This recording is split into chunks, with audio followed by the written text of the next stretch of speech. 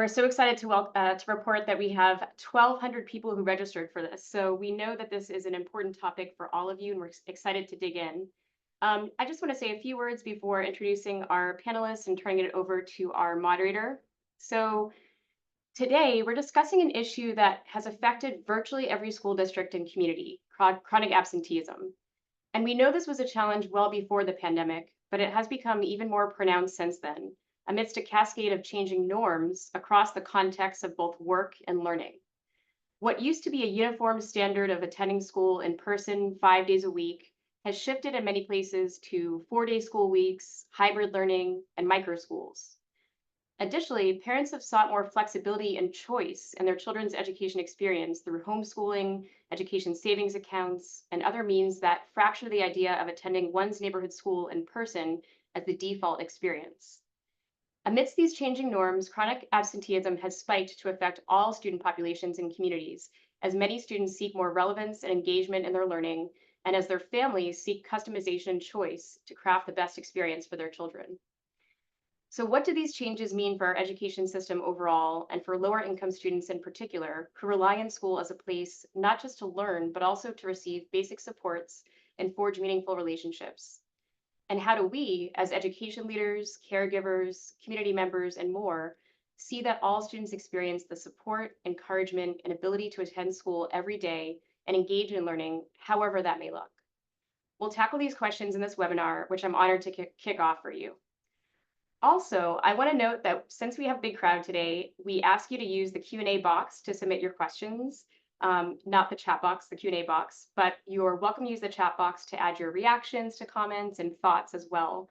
And we'll try to get to your questions, but we may try to group the questions so we can cover as many topics as possible. So thanks for your understanding. And with that, it's my honor to introduce today's guests. So we have joining us today, Denise Fort, President and CEO with the Education Trust, Johan Liljengren, Director of Dropout Prevention and Student Reengagement with the Colorado Department of Education, Nat Malkus, PhD, Senior Fellow and Deputy Director of Education Policy Studies with the American Enterprise Institute, Hetty Chang, Executive Director with Attendance Works, and last but not least, Sonia Birkin-Santelises, EDD, CEO with Baltimore City Public Schools. And we'll be sure to share their full bios with you in the chat box and through a link with you in a moment so you can read their full bios at your leisure. And all of these discussions will be moderated by our fabulous GLR Executive Fellow, John Gogberts. So if you've been with us before, you know we're in for a very engaging session. And with that, John, I'll turn it over to you.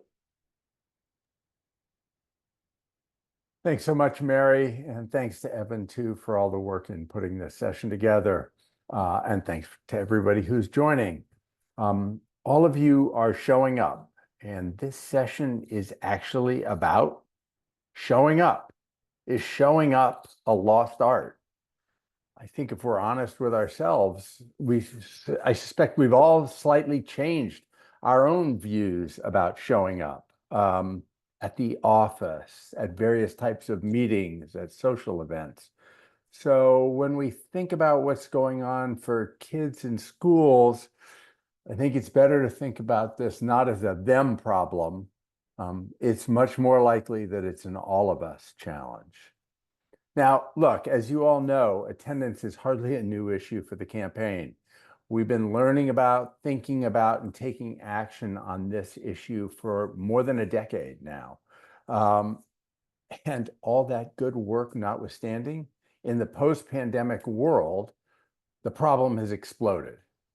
Some, including some of our guests today, would say that attendance is the single most important reason that the hoped for post-pandemic bounce back hasn't happened. So here's what we're going to do today. We're going to talk about the size and the scope of the current challenge, and we're going to try to dig into some of the whys. Why is this phenomenon happening? Then, consistent with GLR Week's focus on the gaps theme, we're going to drill down into the particular impact of the attendance challenge on kids from historically marginalized communities, from low-income families, and kids of color. Finally, we'll talk about what are we going to do about all this? At the national level or at the local level? What are we going to do to respond to this attendance challenge? And later in the session, as we get to this sort of response portion, you'll hear about a new call to action. You'll hear also what some of the most forward-looking leaders in the country are doing to tackle the challenge of daily attendance. As always, we have a terrific group of experts and leaders joining us today. And as always, as Mary mentioned, we welcome your questions. Please put those in the Q&A box and we will do our best to get to them. With that, let's get started. And I'm going to open up by asking Nat Malkus from AEI to give us some background that will help inform the rest of the conversation. Nat, can you join us? You've spent a lot of time, Nat, studying this crisis of chronic absenteeism, and you put out some really important data with some helpful insights. So can you start us off by giving us a sense of the current state of the problem, particularly as compared to the way it was before? Yeah, I'm happy to. Thanks, John. So I have some slides here, and if you go to the next one, you'll see some of the data that I've gathered. So this is data from my Return to Learn tracker here at AEI. What you see, those dots, are school districts, and this is their 2017 chronic absenteeism. You can see it was rather an incomplete palette, but the colors verge from very light orange to dark red. You want to be lighter and less orange on this rate. In 2018, you can see that, again, we had fuller data that sort of covers the all 50 states. And the 2018 data on the next slide is going to show what this looks like pre-pandemic. And in 2019, it was very similar. We had very little shifts. This is about 15% of K-12 students chronically absent. Now, I'd be remiss not to review that chronically absent means that you miss 10% of the school year. So this is the percentage of students that miss 10% or more of the school year. And again, pre-pandemic, it was floating at about 15%. That's a real problem. That's 1 in 7, close to 1 in 6 students. In 2020, I have the data here. Don't count on it because we didn't have good attendance data after March because the kids went home. And in 2020-21, the next year, it looks darker. But again, you can't really count on this data because a lot of schools were closed and attendance was hard to track. But in 2022, you can see just how bad the situation got.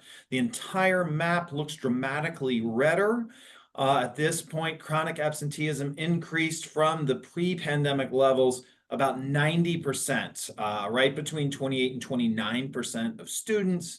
Now, look, this is a definite problem, but let's remember that in 2022, that was the year of Omicron. This is the highest number of infections that we had. So we might have some hope here that, look, this is a pandemic phenomenon that will go down as the pandemic goes away. But if you look in 2023, you'll see that we don't have complete data for all the states, but we also don't have all that red going down dramatically. This in these states for the best data that we have, still 26% of K-12 students miss 10% of the school year. And of course, the year after Omicron had gone away, COVID was just sort of a shadow of what it was. We can take a look at the next slide, which shows. Nat, yes. before you jump to the next slide, can you go back to that? How good do you think these data are? What's your confidence level? I mean, I saw 2017, there are a whole bunch of states that don't report anything. Yeah. Curious why there's more in 2018. And then I'm curious, like, how consistent is this reporting? How dependable are these data? That's a great question. I gathered as much data as I could get. The vast majority, all the data you see on this slide is directly from state departments of education. There's a question on how good the data is, and I'll answer it briefly to say the comparisons from one state to another are very difficult because the regimes that capture these data, they just do things differently. They may count what a day absence is differently. It might be half days, might be full days. However, the data that you're looking at was consistent from one year to another on these states. So the fact that across all 50 states, we see this increase is a reflection of the pattern that we're capturing of the growth. That's right. There's very little doubt about that. Yeah, that makes sense. It's just interesting. I think through this conversation, you may hear me harken back to the Grad Nation campaign, which I happened to lead when I was at America's Promise. And the data question was really a mess with respect to graduation. One of the first major steps was to actually try to get this data regularized across states. So it would be very helpful. You're definitely right, John. And I'll tell you, Hetty Chang, who's going to come on in just a few minutes here, played a big role in sort of the work that it takes to get these indicators up and set up. And they're much stronger for it. This is another thing, though, John, that gets to that increase. This is a whole bunch of states. It's at about 15%. That's that green dotted line. You can see lots of variation across it. Yep. And in 2019, look, the states, they're very similar, right? That looks pretty similar. It's right at 15%.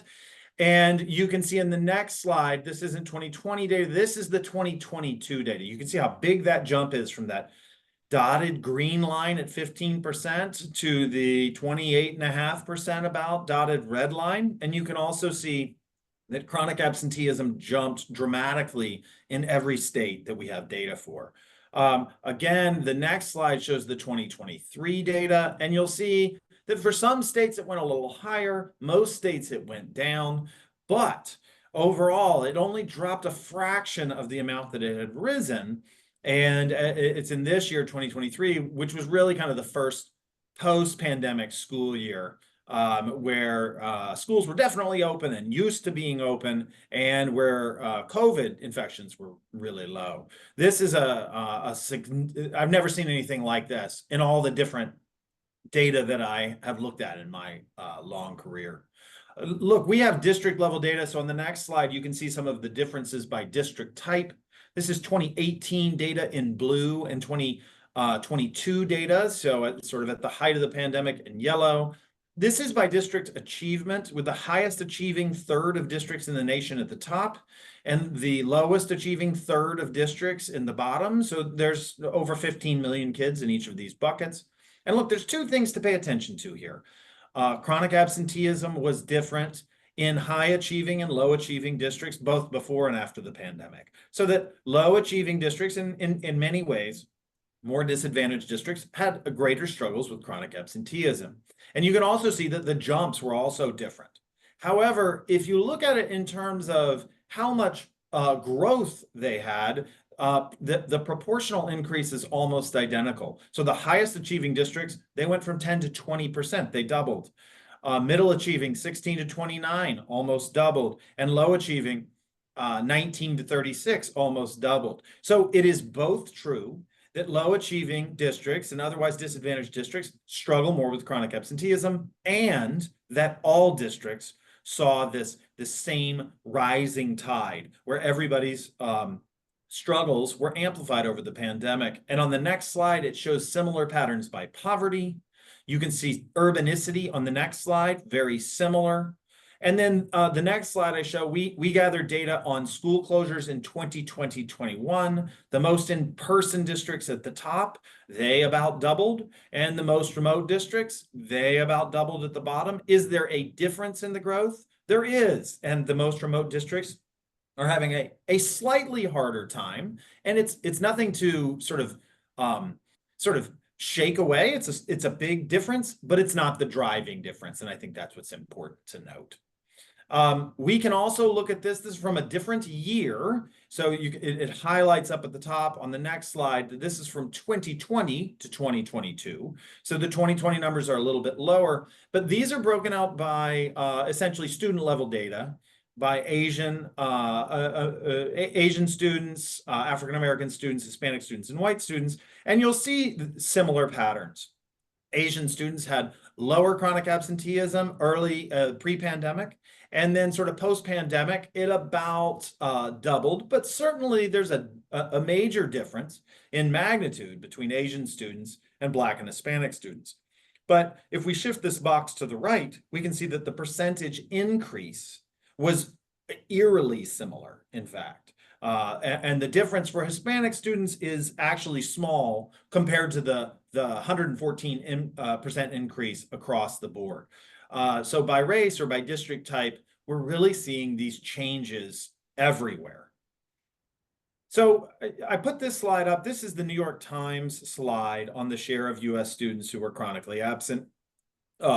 When they highlighted this spring, I'm glad they did, but I think that this really illustrates how different the problem of chronic absenteeism is post-pandemic. And the real thing to question is, are we going to have 28 and 26% followed by a 22% followed by a 15%? Or are we going to plateau at some new normal where chronic absenteeism is just something that we're sort of okay with? I think that that's the principal threat that we're dealing with. And that's why now is the time to confront this at every level to really prevent this from becoming a new normal for our students. Nat, wow. That was both sobering and fantastic.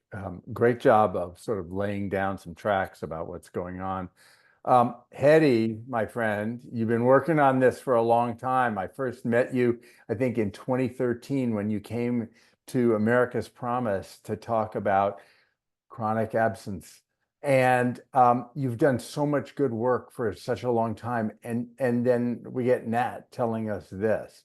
So talk a little about what's going on here, what the consequences. Let's start by talking about the consequences of kids missing so much school. Yeah, thank you, John. You know, I do want to start off by saying one thing I'm glad is that we created the metric for the pandemic hit. You know, Sure. what it shows us is that there is a long-standing continued impact of the pandemic that we have not been able to address. And without having this metric, which didn't exist really before attendance work, before the campaign, we wouldn't know that. But one of the things that we're seeing from this is that there are huge ripple effects.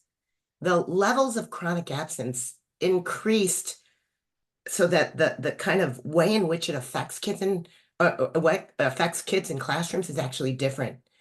Before the pandemic, maybe about a quarter of all kids was in a classroom where 20% or more of the kids were chronically absent. Post-pandemic, that was 2/3. We did analysis in California, which found that in 21-22, it was 75% of all schools with 20% or more levels. And in 22-23, it was still 66%. Okay, now what does it mean when you have this high levels of chronic absence? It means it is harder for teachers to teach, for teachers to set classroom norms, for teachers to form relationships with kids, and for kids to form relationships with each other, and for kids to learn. The ripple effects are enormous. So I just want to echo Nat's call. We have got to get this under control. Otherwise, the ripple effects have such a significant impact. We even know that when you have high levels of chronic absence, it makes the kids who were not chronically absent more likely to be chronically absent themselves. Of course, that totally makes sense. Yeah. And I think, John, you know, when you go to the next slide for a second, part of what we have to think about is during the pandemic, a number of things happened. Schools used to be a place, like I remember our first analysis, and we saw that kids in Baltimore, even when they were in a violent community, would show up more often to school if school was a safe and engaging place. This was actually way before Dr. Santeliso, who will be joining, showed up. But in the pandemic, across the country, we said, don't come to school because schools aren't where you're healthy and safe. Stay home. Now we got to remessage that. We shut down relationships because they got literally cut off. And then kids got out of the habit of even being in a relationship. Now we reopen schools. We have to recognize this is going to take a long time. You can, and we've seen, and we'll hear about great examples of doing it, but it takes intentionality and support and these high levels. And for some groups of kids, these positive conditions for learning may never have really existed well, but for most groups of kids, they lost these in the pandemic, and it's requiring us to put them back in place. And as we go to the next slide, I just want to say that what our key thing, and I know you know this, we have got to step back. And if I do anything well in this work, it's getting people to shift from what we've had as a long-standing truancy mode. The assumption that if John didn't come to school, it's because John didn't care and something's wrong with John, as opposed to saying, you know what? I got to ask the question, why? I got to unpack. And if it's large groups of kids, unpack if we have systemic issues. If the process, if in our low-income communities, we have huge barriers that might even gotten exacerbated because of the impacts of COVID, or whether it's aversion, we hear so much mental health and anxiety, and kids who are still struggling because learning is scaffolded to feel comfortable in the classroom. Or is it disengagement, especially with our staffing shortages?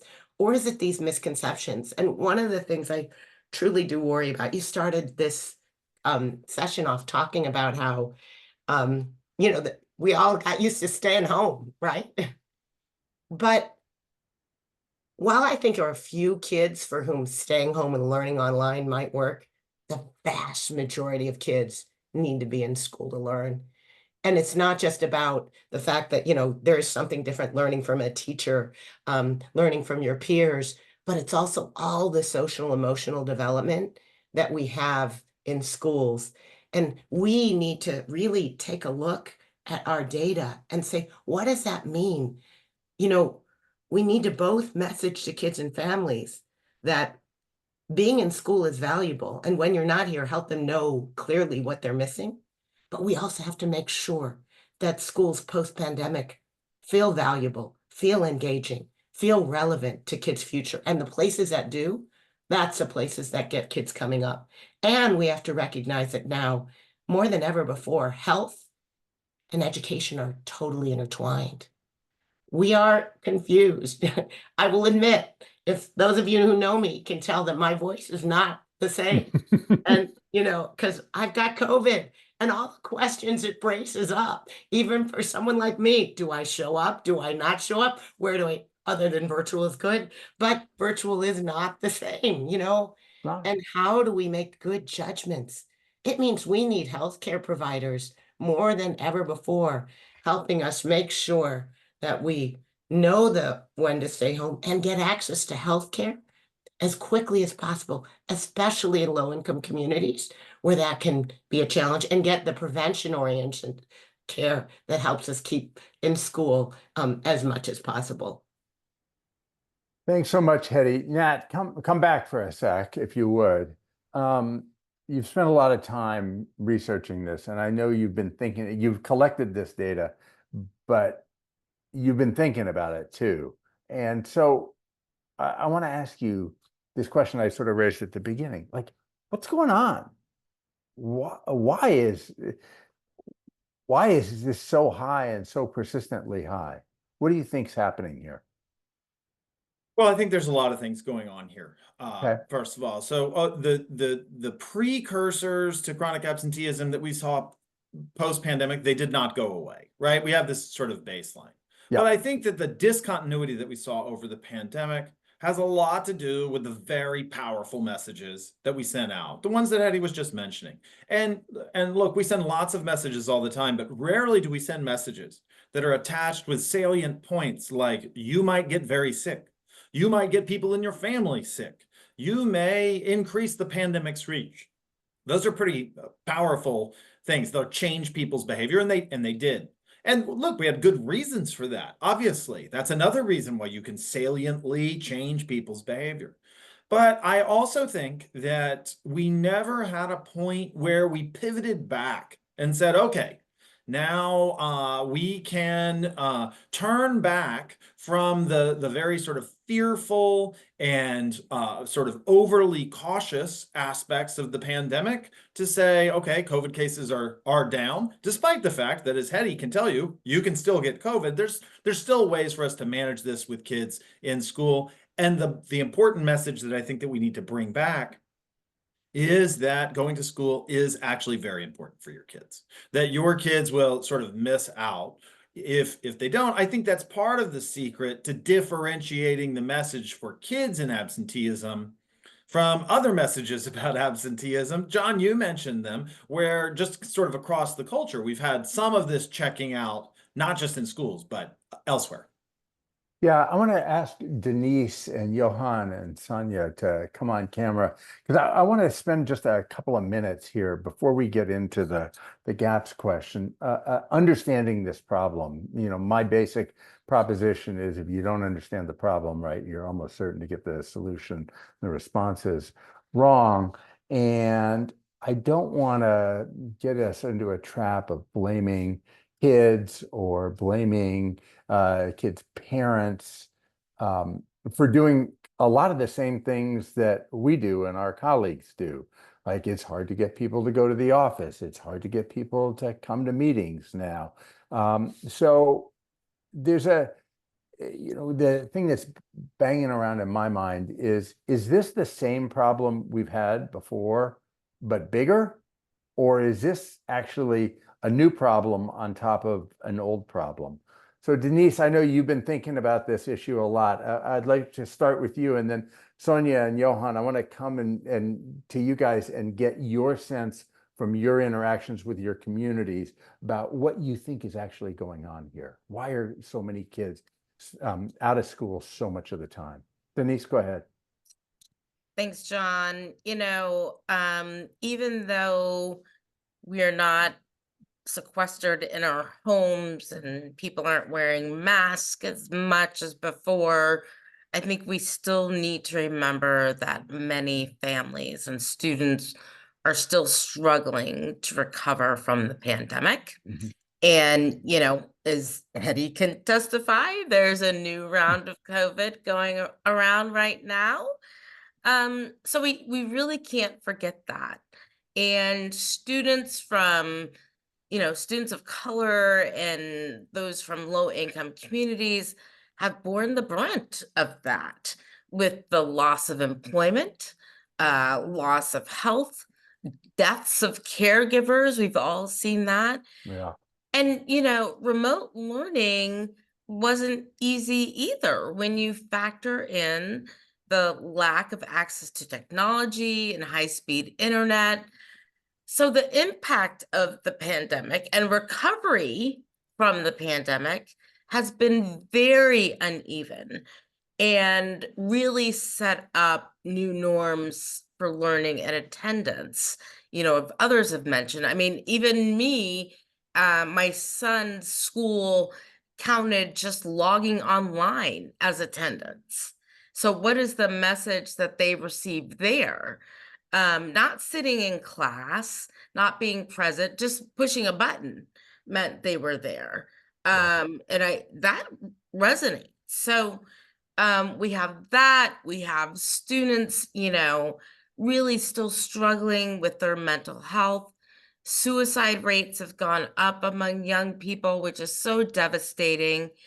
And this loss that Hetty talked about, the loss of social connection, is still very present today.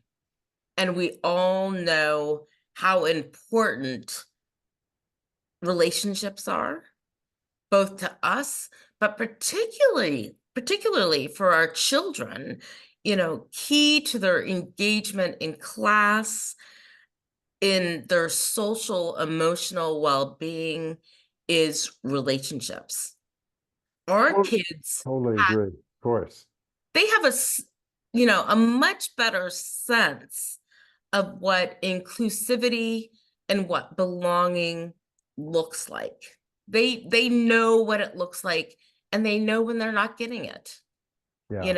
And I think that's really important. And then there's some of the everyday challenges that our young people are going through. Lack of transportation for some, Yeah. caregiving for their own family, sick, as I mentioned before, healthcare, illnesses. There's so much confusion still around when a child should stay home due to sickness and when it's okay to go to school. You know, schools are all over the map. You walk into your doctor's office and it says, you know, if you're sniffling and coughing, Right. stay home or wear a mask. I mean, there's so many mixed messages. So there are so many whys to this problem.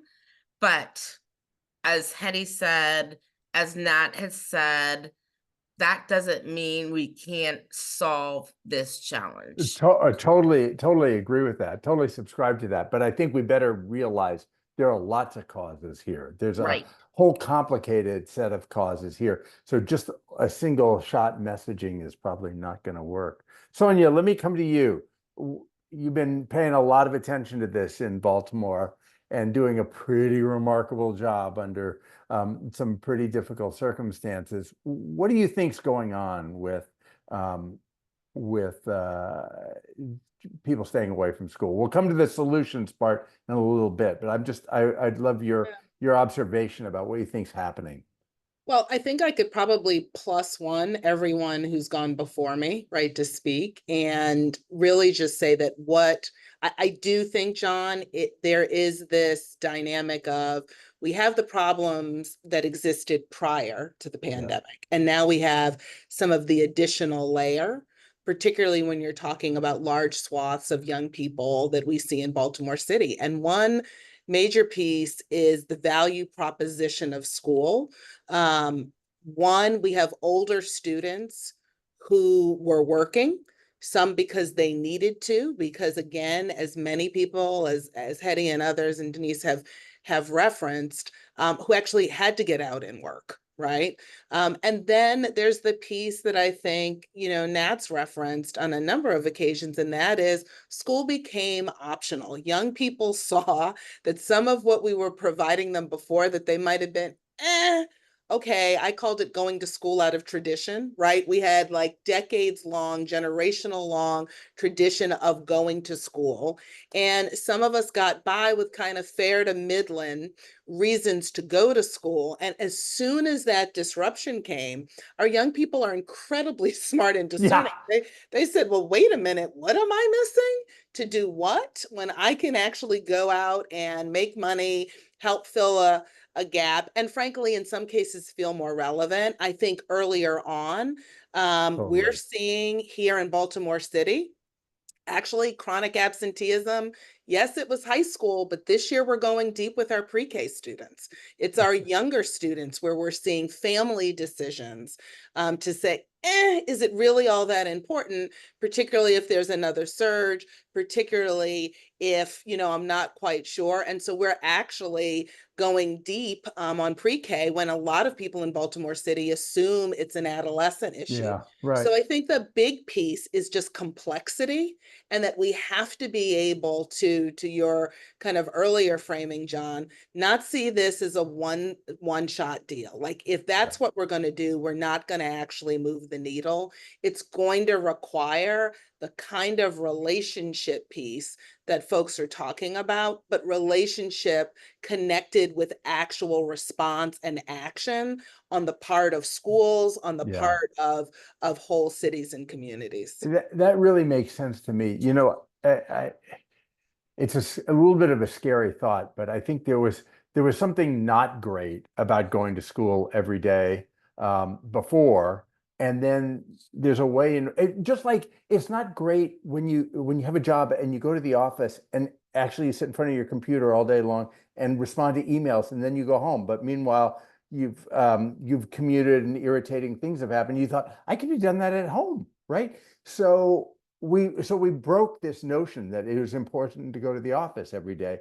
I just wonder if there's sort of a pent up wondering, and then we got this permission structure from the pandemic. Like, yeah, okay, well, you don't have to go every day. And now we have to break that again, because just as everybody's articulated, it is actually important. It's especially important for young people because of the social emotional development and the critical nature of relationships. Johan, anything to add on what you've seen in Colorado? Colorado is a big, fascinating place. You have big cities, fancy suburbs, college towns, and vast areas of rural and not sparsely populated regions.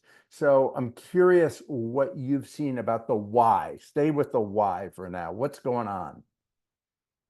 Yeah, I think that's, it's interesting. I think my overall thought, I'd second a bunch of the comments here, but I think that what we're wrestling with and I'm thinking about is like how it's playing out differently in different spaces. And both from just looking at the data standpoint, but then also of how do you respond to that?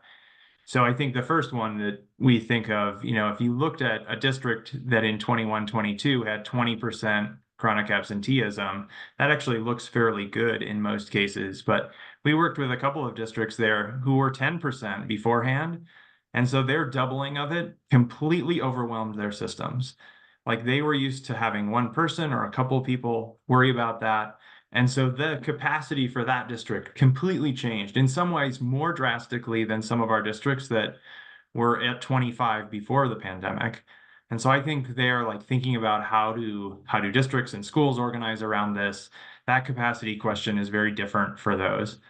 So that's one. And then another one that we've seen, I think, a similar theme, but just of kind of how you think about things differently at different ages and at schooling. So we've had this kind of health and wellness category that we have thought of. But in our latest data, we had a similar one, as Sonia, I think, mentioned. Our top 3 grades in 21-22 for chronic absenteeism were kindergarten and 11th and 12th grade. So we had kind of these opposite ends of the spectrum there that were really, were really high. And so how do you think about renorming on sickness for a kindergartner and what it means, and how do you help a community do that, and how do you help that versus how do you help think about, in our high schools where we are seeing higher reports of anxiety or not feeling safe, how do you rethink how to make sure that kid is safe and in that space as well? So I think for both of those kind of examples of like just it is complex, and we're going to have to think differently about how do you help the elementary school versus the middle school, and even a district, right? That district that went from 10 to 20 versus that district that went from 25 to 35. Those are in some ways very different challenges to tackle, and I think how we've seen people try to respond to them.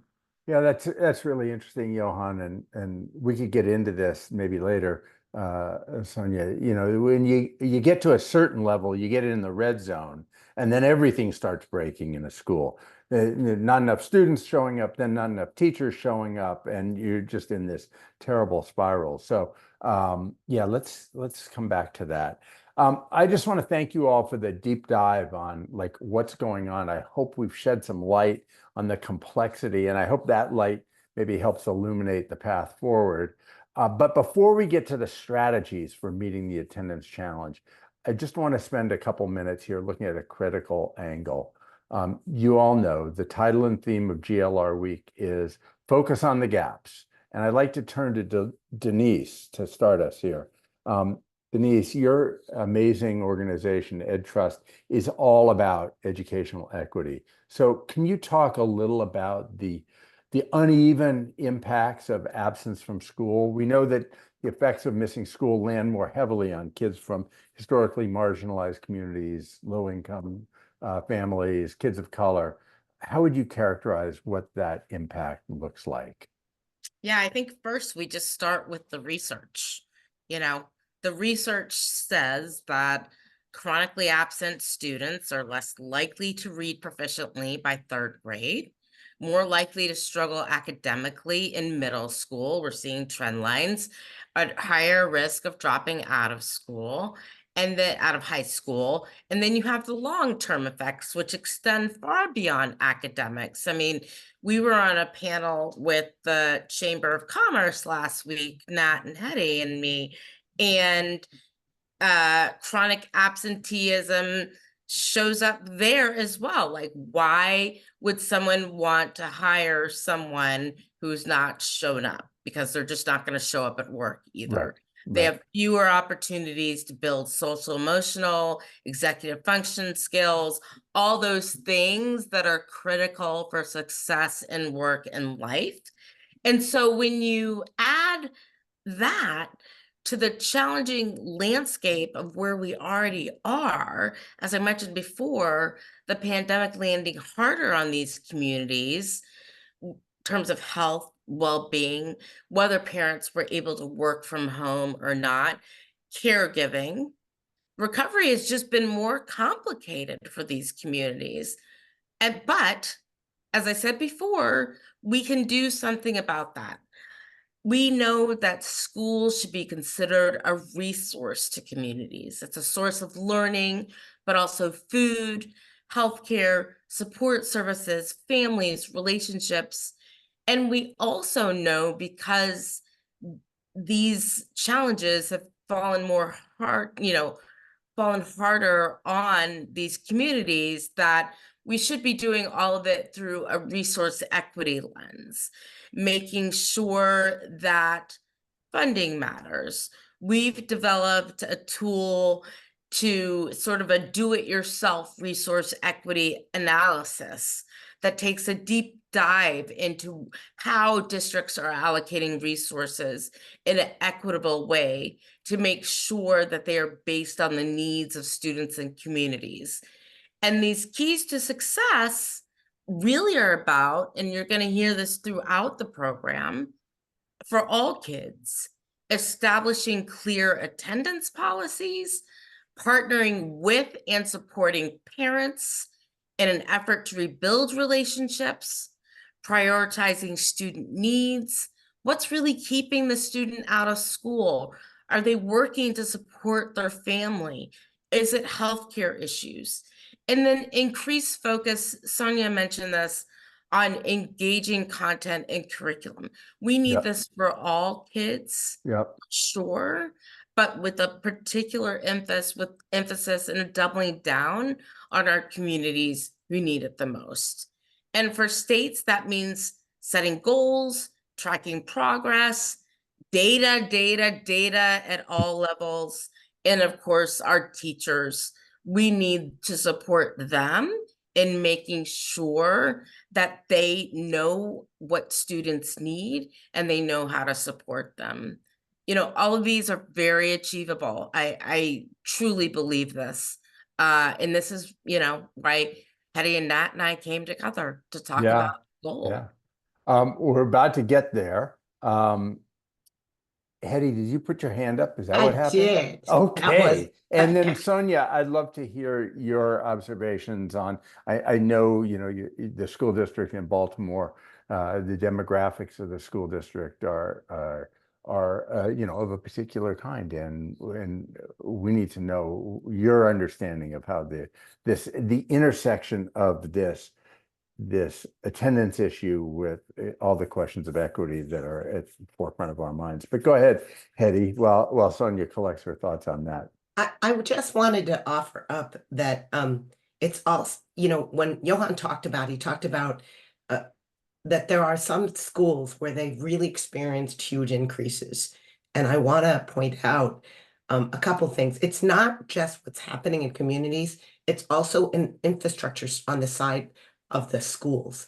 When you have high levels of chronic absence aren't equally distributed across socioeconomics, they're actually much more likely. And I know that Sonia can talk about this in Baltimore. Historically, where the levels were high, where you saw those ripple effects happening, were in our low-income, high-poverty communities. But also during the pandemic, we shifted so much to the elementary schools that didn't used to have such high levels of chronic absence and who historically haven't had that much of an infrastructure to come up with a systemic response. So we have a challenge both what happens in communities, but are we equipping our schools with the internal and external community partnerships to actually then address the kinds of significant challenges that are facing kids and families? Absolutely. Sonia, anything you want to add here on the question of of equity. I mean, you know, the Times article that I think Nat's research helped give rise to talked about the wealthy parents who took their kids out of school to go to Europe for a week, and other parents who, you know, have challenges in work and health and so forth. And look, we know that the consequence for one group of kids is going to be really different than it all gets counted as not being in class, Yeah. but the impact is really, really different. So how do you think about the equity angle on all of this? Well, I think some of the way we've tried to approach the equity angle is recognizing that intersectionality that you heard both Denise and Hetty and even uh, um, Johan referencing. And so one of the things, like very basic, right? And I'll be honest, very transparent. If you had asked me 10 years ago about investing in community schools as an academician, I would have been like, why are we doing that? They're asking us to do everything else. Why are we doing that? Let me tell you something. Our community school coordinators have paid for their salaries 10 times over Wow. because of that infrastructure piece that Hetty just referenced, right? An elementary school is not set up to do housing connections, checking in on food. Right now in urban districts, we are more likely to do that. But I will tell you, having the resource of someone who understands how to connect families, because elementary school students coming to school is actually not a student piece. It's a family piece, Yeah. right? And Yeah. so part of how we've approached that from an equity standpoint is, yeah, we could sit there and I could hope families were in a different state than they are, state of being than they are. But the reality is we serve who we have. And to serve large numbers of families in Baltimore City, we had to care about those other elements of life. If we were only caring about, did you bring your spelling book home with you? And does that mean you're going to log in or come back to school? That would not have worked. And so I think the equity frame that we've tried to use is, what are those other components that helped to bring kids back to school in a healthier way? So like one of the things, you know, this whole piece about why kids come to school, well, some of it is finding out who you are, finding out what your gifts and talents are. So we've doubled down, and not to get into, you know, the you know, answers to it, but I do think when we sometimes think of families and young people in poverty, we forget, right, that things like, you know, we had one young woman say, my flute saved me, right, in Baltimore City. My flute saved me. Like I Yeah. had something to go to. Sports saved me, right? Like Yeah. I had something to engage in. And so it's not just this kids and families that need to be fixed, but it's looking across and saying, what are all of the dimensions that schools need to speak to if we're going to educate the whole child? So yes, it is mental health, but it is also, what am I good at? And why do I come to school? And can I see the connection with the job? We have young people who are, you know, doing AP prep over the summer because we said, if you come to this class, you can also come and get a job. And they were like, hey, that's good enough for me, right? Like it No might kidding. be. No kidding. So I think Yeah. we've got to acknowledge that when you're talking about underserved families, it's going to take multiple like strings in the safety net to really have those young people feel supported enough for school to be valuable.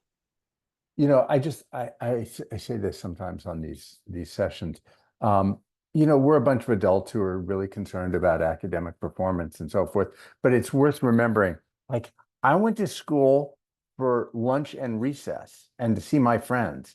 And then we had classes in between the things I wanted to do, right? That's what drew me to school every day. And we got to be real. Like, kids aren't coming to school because they really want to learn their numbers. There's a whole bunch of other stuff going on there, and in our avid and correct pursuit of academic progress, I think we sometimes forget the reality. All right, let's turn the page here, and we'll take the rest of this session. We'll solve the whole problem, right? So first, I want to start at the national level and this call to action that Denise and Nat and Hetty have all come together on. I want to introduce that to everyone and let people learn about that and figure out how they can connect to that call to action and how it can be helpful in their communities. Then I want to talk to Sonia and Johan about what you're doing so far, where you're finding success, also where you have things that sound like perfectly good ideas that aren't getting any lift, because I think our audience would benefit from both knowing what's working and what sounds like a smart idea that isn't really working. So Hetty, I'm gonna turn to you first on the call to action. Then I'll turn to Denise and Nat to chime in on that. Sure. And yeah, I think we're gonna have a slide, which hold off. Yeah, don't press any more buttons. No more buttons. So we'll tell you when. I am so appreciative that AI and EdTrust joined together to be able to work with Attendance Works to do a call to action. Now, this started really because of conversations between Denise, Nat, and then eventually me about how we really needed to take a nonpartisan approach to calling for action on reducing chronic absence. I can let each one of them talk a little bit on the why. For me, though, it's because until we can come together as a country, make sure that regardless of the political perspective of state, everyone is seeing this as their priority and making sure that we can work on this together nationally as well as at the state and local level, we can't solve this issue.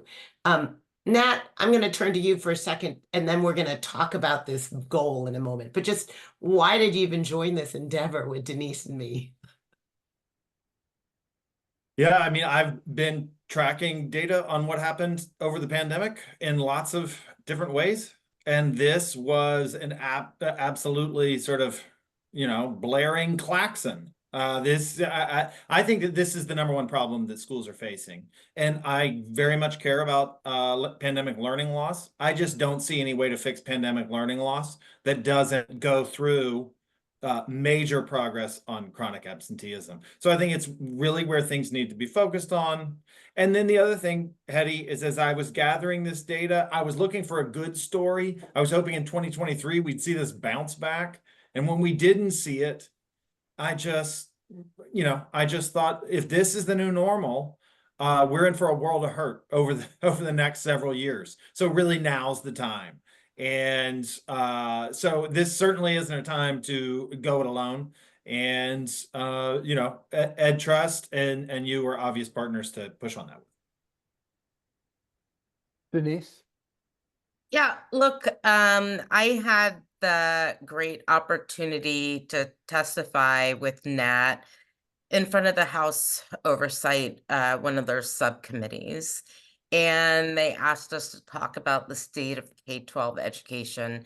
And in listening to his testimony, it really became clear that we were both focused on the same thing. And that there were solutions to many of the challenges that we both agreed upon. In this setting today, what better opportunity to sort of join forces and make things known that this is a nonpartisan issue. Nat's data shows red or blue state, all kids, like we're all facing the same challenges. And I agree with him. To combat unfinished learning, we need to get kiddos back in school. So it just made sense. And who else do you partner with other than Attendance Works when it comes to these issues? So the Awesome. three of us, it was an easy relationship because we knew we agreed on the challenge and we agreed on the solutions. And John, maybe just in interest of time, I'm going to run through this really quickly. Okay, so tell us what this call to action really is. This call to action is that every state, every locality should set up the goal of cutting chronic absence by 50% over 5 years. Now, Nat earlier said it increased by 90%. I will say we're really clear. We're asking you to go a little better than you were before the pandemic, because before the pandemic wasn't good. And that shows us. Now, we had a bunch of key points about why this was important. So next one, now you can start clicking. I don't know, Denise, if you want to talk real quick to the first two. But you're muted. So we Muted. can't hear you. I'm muted. I spent over 20 plus years on the Hill, and one of my favorite sayings was, this is ambitious but achievable. And I believe this goal to be the same. It is absolutely aspirational, but we can meet this challenge. But we can only do it when all stakeholders are involved. Nat, you want to go to next two? Yeah, I mean, I think key to this, as we said earlier, look, pre-pandemic, people were different places. Different districts were very different places on this. They all increased. So the idea of, well, we're gonna try and cut it by 50% over 5 years from the pandemic height, that's pretty ambitious, that's true, but it also fits with different contexts, right? And it's trackable and accountable. I know it's trackable. I have the data from 2017, and you can bet, John, I'm going to get next year's data as soon as it comes out, and I'm going to track it. And this is the standard that I think we need to make, primarily because this is the path forward to not having the new normal. So it does work in your context, and we're gonna be tracking it. And I would offer to people that now that, unlike when I started this 18 years ago, there is data on virtually every state website. You all can just go to your states and see whether or not you're getting reductions. But Nat's one is a quick and easy for you to get a sense of what's happening. If you go to the next two pieces, this is also going to take a comprehensive effort. And when we have data that you can see all across the board, it means that everyone can get on board, from chambers of commerce to health agencies to civic organizations. This is require all of us to work together. And this is really about commitment over time. So this over 5 years is not was something that we really thought about. I thought about when I proposed this to Nat and to Denise. This can't, we're going to have to keep pushing, as otherwise, as Nat said, we'll get a couple decreases and then we'll settle for that as the new normal. That is not okay. I also think, because we know right now we're in difficult financial times in the sense of the COVID relief dollars have gone. We're also going through a new election. And you know what happens to ideas when you get new politicians? They forget all the commitment that ever was made by the prior politicians. We can't afford that. Our communities, our kids, our families depend on us being consistent over time and using data. And when the data doesn't happen, if you go to the next slide, I will also just share, we started creating an engagement and attendance state roadmap. We'll get something for the local level too, but this is for the state level first, where state needs to organize their team. They need to look at across all the agencies, who needs to be involved in this because they have resources to bear. We got to agree upon our destinations, and that'll be different. Maybe you want to start with kindergarten, 11th, 12th, whatever your data might see. And Johan probably already has ideas about what he would start with in Colorado. Then we want to prioritize our routes. And we offered a number of routes that we know work based on what we've been hearing from kids and families. There's lots of different research now going on what kid and family perspectives are and what we see working. Family engagement, student connectedness, relevant and engaging learning, health, well-being, and safety, and access to learning. Now, maybe not all 3 or 4, I mean, all 5 have to be your priorities. You have 2 or 3, but you can figure that out based on what you can build on in your own states and what your data says about what's missing. If kids are saying, I'm bored and I don't see the point of school, and that's your high school kids, you might want to start there for your high school kids. And then once you have that, you got to take it out, share it with people, get more people on board, build your capacity to do this, and then implement, monitor, and adapt. And that's going to happen all the time throughout the year, because that's how you'll get to your 5-year goal.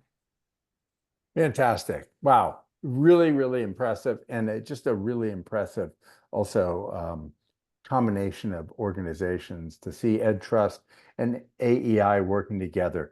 Their offices aren't very far apart, but sometimes their positions are. And this is just really, really heartening. And it also speaks to, I think, the importance of this challenge. Johan, let me come to you. When we talked earlier, you talked about some of the strategies that you're employing in Colorado, but also some of the special challenges like rural districts moving to 4-day weeks and so forth. We have people from communities of every size from across the country joining us today. And I think Colorado, because it has such a varied kind of population and demographic, is relevant to just about any community listening today. So tell us a little about what you've done, what has worked, what hasn't worked, what's complicating your life. Yeah. Well, first I will share that we're in Colorado. We are going to join the challenge that that was just shared among these. I think our commissioner, who started last summer, has really made student engagement a key focus.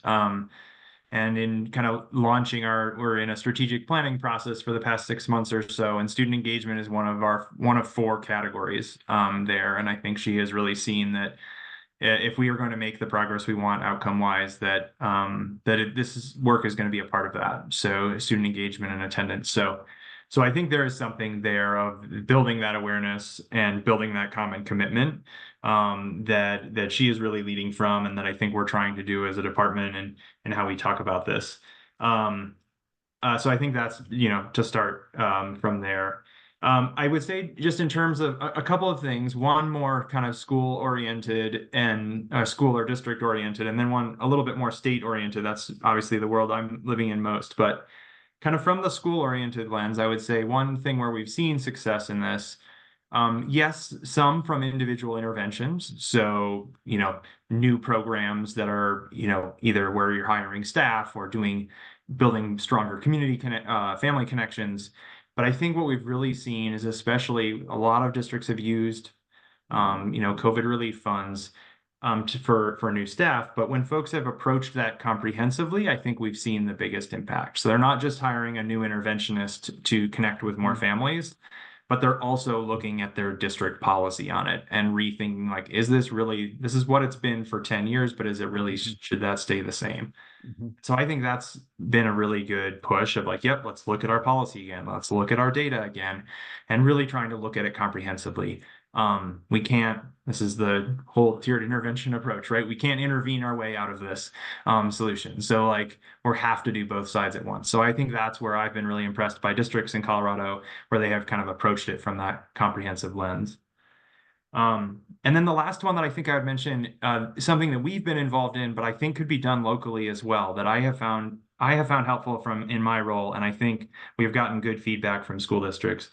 We run a number of we call them learning cohorts, and around a number of different topics. One of them is attendance this last year. But I think around the acknowledgement that this feels like a different challenge, and that we need to collectively think about this together. And I think districts have really appreciated time to I'm going to share my approach. I'm going to get feedback from another district. No one working on this has seen an increase prior to this of 10 percentage points in chronic absenteeism, right? It was just unheard of. So I think that kind of acknowledgement that this is different and we have to collectively join together. Again, we're doing that on a state level. So we had 20 districts together sharing resources, sharing and giving each other feedback. But I think you could do it locally too. Getting leaders together, getting people to talk to and present and share with each other, give each other feedback, look for ways to keep improving.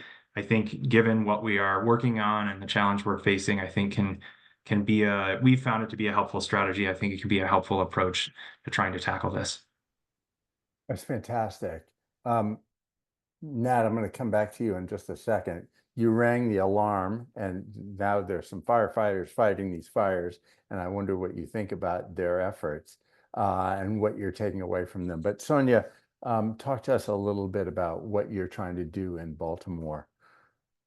Yeah, I think where we've seen success over the last few years, because actually it was interesting seeing Nat's national data again, because it mirrors where we were, except we actually have gone down and gone down more each subsequent year. So this year, it's unofficial still, we're around an 8% decline in chronic absenteeism. And the year before that, it was a 4% decline. So we're not quite at that 50%, but Baltimore's locking in with you on that. And I think some of what we did was really something that was on the roadmap that Hetty walked us through from the 3 organizations, which let me just say is, it's great to see that focus. And that's one of the things that has helped us here in Baltimore is we went deep and said, we're going after absenteeism, we're going after attendance, and for very similar reasons. And the great part was we had a chance to partner with the city. We also saw that even things like the mayor, who's very popular with young people, he has like an attendance challenge every quarter, and we made a big deal. And we had press out, and it was our schools that frankly were some of our most challenging schools, upwards in some places 65% chronic absentee rates that were coming down. And so this idea of focusing everyone around a singular issue cannot be underestimated. And our attendance team that's been here, for years said we have never felt this kind of all-out concerted effort from all corners of the city to really push in on attendance. So I do think that's incredibly important. And then the second piece that I think was new for us was real active partnering with community organizations. In Baltimore City, you have to go and get kids. I mean, just to put it bluntly, like you can set up whatever you want to set up at the school. At the end of the day, you've got to actually go and get them. And that's what we saw working. Our re-engagement center, which is designed to, quote, re-engage kids and was in existence before COVID, on average would re-engage about 250 to 400 students in a good year. Literally the last 2 years, the re-engagement center has re-engaged 2,600 students. Wow. And that's because, frankly, we partnered with community organizations, right? Like Project Numa and others who actually go in on weekends, right? The rest of us go home and have our barbecue. These are people that live in the community, that know where kids are, and bring them back. I had a young lady who was 14 who had disengaged from school even before the pandemic. She had not been in a physical building in 6 years. And so what happened there was really a family re-engagement to school. And so I don't think we can underestimate that importance. And that's what families and young people are telling us, was that I had a personal connection. Mr. Shaw was willing, gave me a challenge of, can you come to school 4 days in a row? If you come to school 4 days in a row, we have a community partner, you get a new pair of sneakers, right? Like it is all of that and more. And so I do think this personalized approach and systems focus. And one final thing I will say, because someone put it in the chat, we got very disciplined about using continuous improvement, discipline, look at the data, review of what was working in ways that felt kind of scattershot before.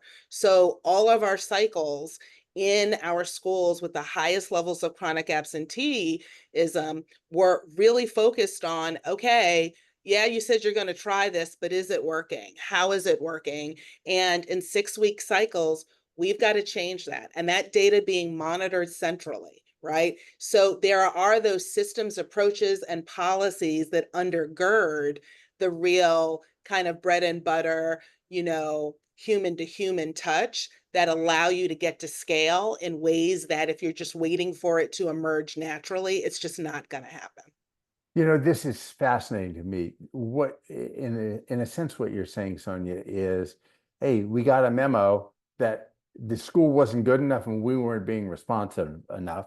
And so, it's almost like a market response. We need to get better. The product needs to get better. The marketing needs to get better. The support needs to get better, all of that.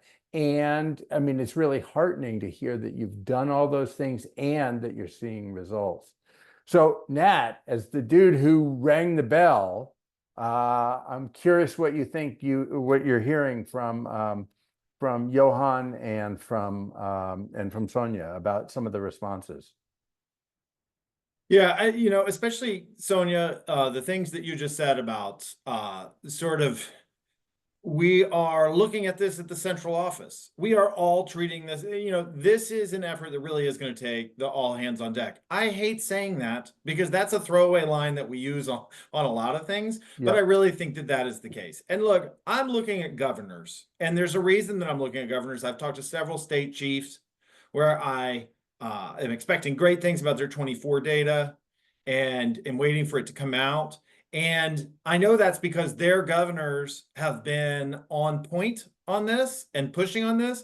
And look, if you have a governor that understands that this is job one for your schools and are pushing at the folks below, the superintendents and so forth, then you just have a lot of energy that can actually, I think, pierce the sort of the understanding of all the way down into people's living rooms when they are facing that decision. Well, this kid doesn't want to go to school today, I'm going to make him go to school today. I really think that those are the kinds of decisions that we need to change. That's partially supports, but it's partially sharing the data. It's partially making clear to people that we are making this a priority and that I expect you to be in on it. And I think without that kind of leadership, we're going to have a very difficult time marshaling all the resources that we need to do what is a lot of work. We're also seeing some, and it's important to point this out, that not everybody's doing it. I mean, I'm sorry. I wish I could say, hey, everybody's working wonders and it's working like magic and rainbows, but it's not. Not everybody has been treating chronic absenteeism like it's the problem. I think we've been playing a little bit of catch up in a lot of jurisdictions this past year. And that's why not long from now, a month, if you start in September, 2, this has really got to be in place, and we need leaders that are going to set this as their number one priority, set a goal to make sure that we keep it a priority, and that we really bring all efforts to bear, sort of top to bottom. Eddie, what can the campaign very well. The campaign is largely made up of community coalitions devoted to early school success. What can those community coalitions do to adopt this goal? And I'm with Nat on governors leading. I also know that political leaders respond to pushes from below. So what can community coalitions do to help advance this whole cause? What would you like? Well, the first thing is get their own data. Every single campaign for grade level reading campaign ought to know what their data is. Second is to find out, is anyone already working on this or not? I mean, we actually don't, if you have an existing strong effort, join it. We don't want to create more competing efforts. The other thing I think that campaign for grade level reading can be really positioned to is looking at it from a kind of pre-K through 3rd grade perspective. I was in the state of Florida with the campaign, and it was interesting to realize that in Florida, they have voluntary pre-K. They have attendance data, but it's not being used.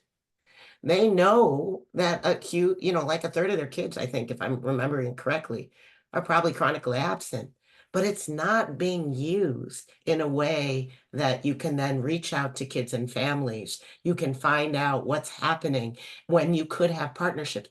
If we can start with family engagement with our youngest kids, both helping families understand, and there are a lot of health issues with kids, but I would also say you want to get prevention-oriented care. Like, okay, there's both the issue of knowing when to show up to school or not when you have a symptom, but we actually have a challenge right now of even just basic immunizations. We got 10 states where kids we're at risk of not even having enough kids immunized to prevent measles outbreaks. You want a chronic absence challenge? Wait, we're not even talking COVID now. How do we take a look at what's happening, starting with our youngest kids? Look who's most affected. And what are the big challenges and barriers in our local community that we can be addressing? And how do we engage families themselves in coming up with both an understanding of the challenges and an understanding of what are the solutions that will work for them? Gotcha. Thank you. That was great. Nat, we have a question in the Q&A box about whether this has been an international phenomenon or whether it's different in the United States.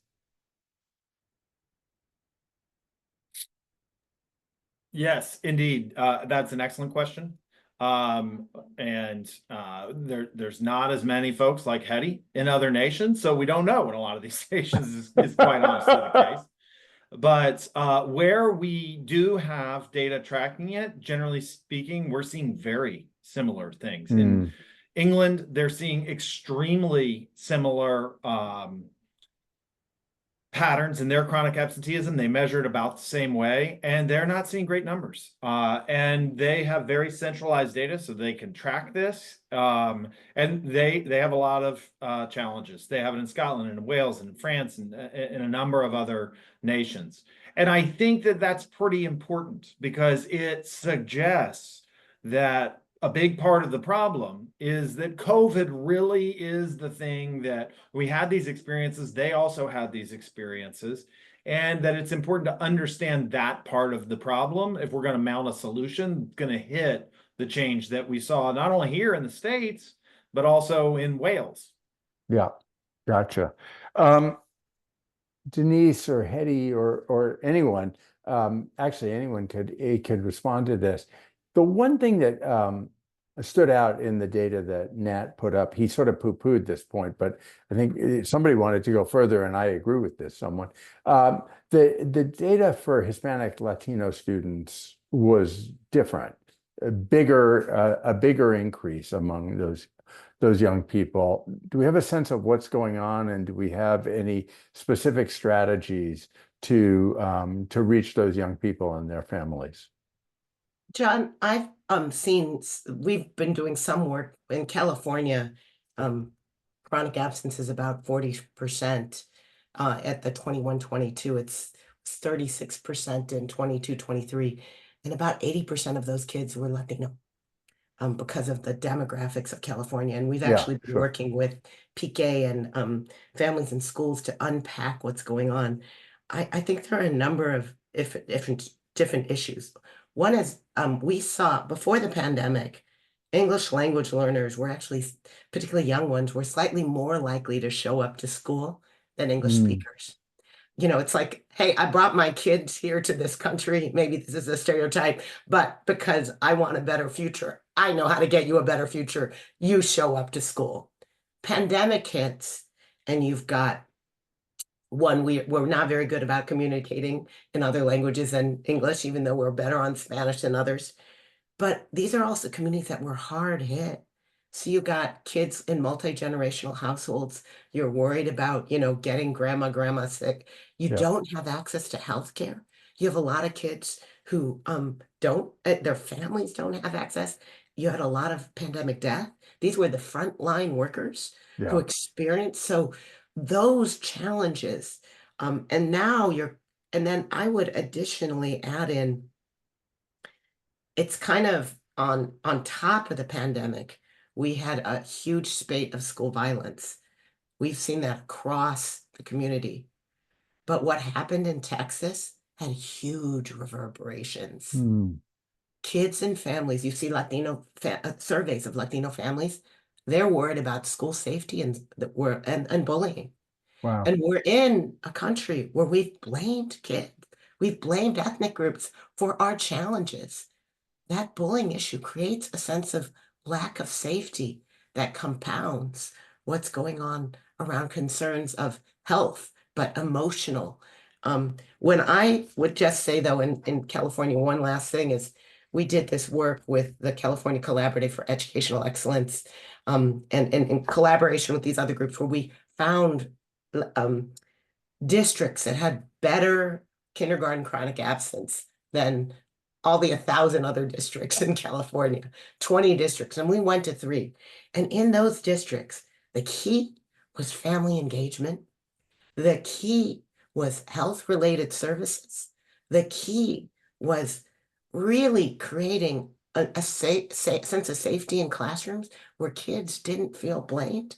And part of the family engagement, though, was real, you have to make sure, we have schools where sometimes you have, we have fences around our schools. Families don't even drop their kids off to their teachers anymore. How do we intentionally create multilingual engagement where families know what kids are missing when they aren't there, know that their kids are missed, and we build that sense of engagement?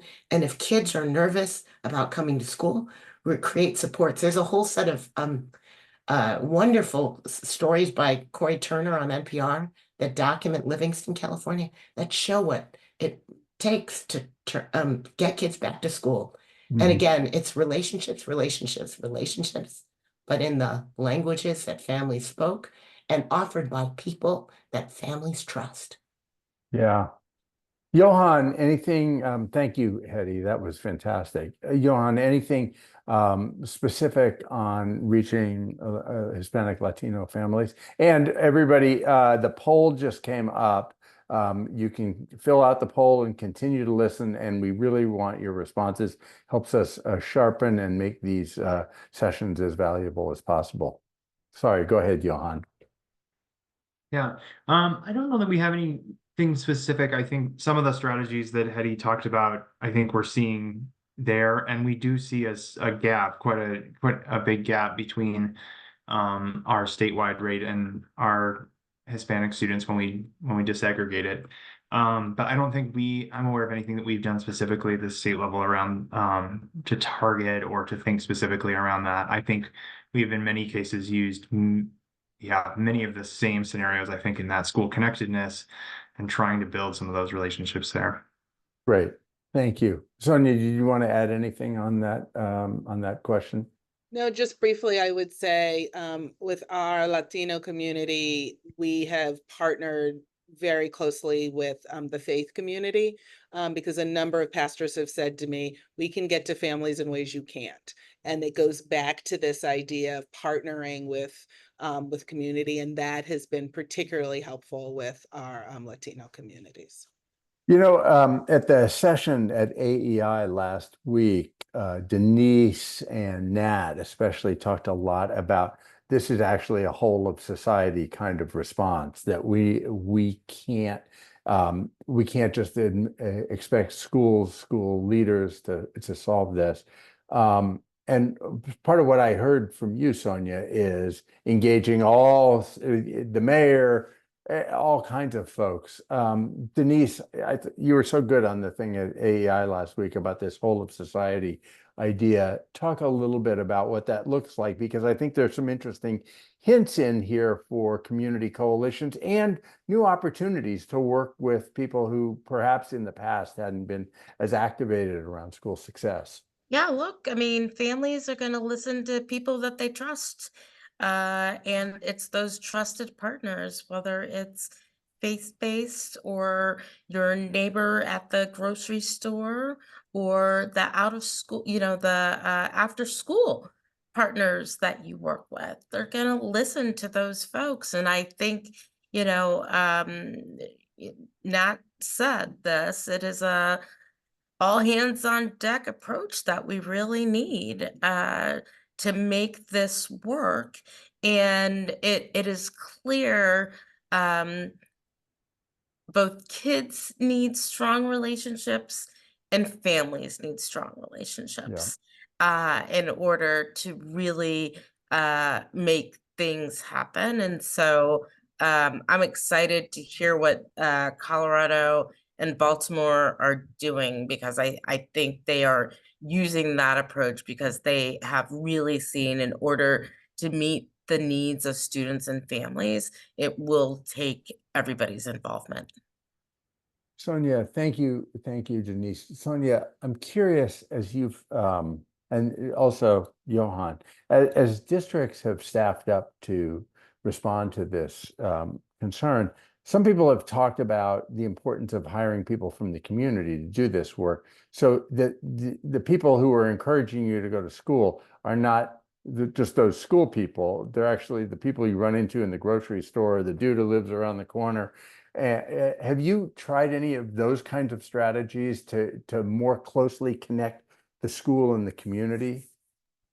Yes, we have, and much to the chagrin of my chief financial officer, because, no, I mean, very forthrightly, because we had reduced like incredibly the number of, contractors and temporary employees that kind of get big systems like us in trouble if we get too much. And I got to tell you, we reinvested because we actually get a pretty big ROI on engaging with existing community organizations around this work for some of the reasons that I talked about before, but also because they bring a full suite of other support. So it's not just, Yeah. come now for today.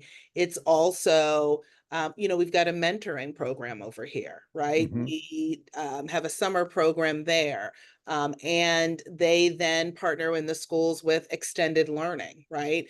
And so it's a symbiotic relationship. The other piece is there are just systems of community elders that go way beyond what the formal roles Yeah. in a large public school system are. There are people Totally. who are I going mean, to I listen. totally agree. Like people are skeptical about systems, but if like your best friend's grandma is the one who's working at school, Exactly. you damn sure going to show up at school because you don't want to get in trouble. No, absolutely. And again, you need it at scale. Right. But if you're building infrastructure around, and a lot of those organizations, frankly, were there long before I was CEO, they'll be there long after. What they usually lack is infrastructure, right? And Yeah. so some of that makes it challenging. So it really does have to be a partnership. And as I think Hetty and others were saying, the same is true for healthcare, right? If you're You bet. looking for school systems to have enough school psychologists, folks, you might as well like get off the train now. That's not happening any time soon, right? There are shortages everywhere.